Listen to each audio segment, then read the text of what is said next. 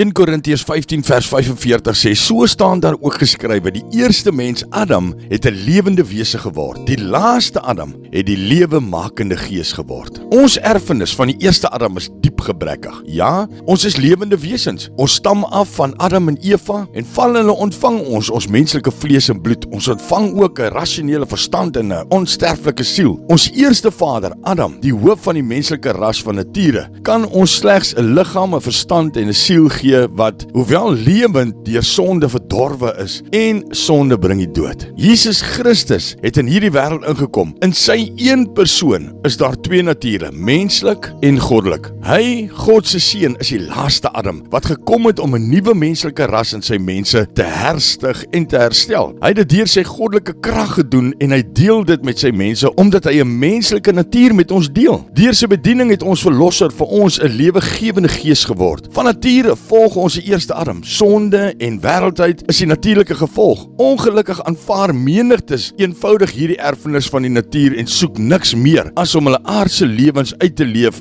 en uiteindelik in die patroon van sonde te sterf nie. Ons roeping, joune en myne, is om 'n ware kind van die laaste Adam te wees. Ons moet disippels van Jesus Christus wees. Vind in Jesus jou verbondshoof wat jou natuur hervorm het om gelykvormig te wees aan die beeld van God. Dankie Here Jesus dat daar lewe in U is. Help my om 'n getroue disipel van U te wees en meer gelykvormig te word aan die beeld van Christus. En ek bid dit in Jesus se naam. Amen.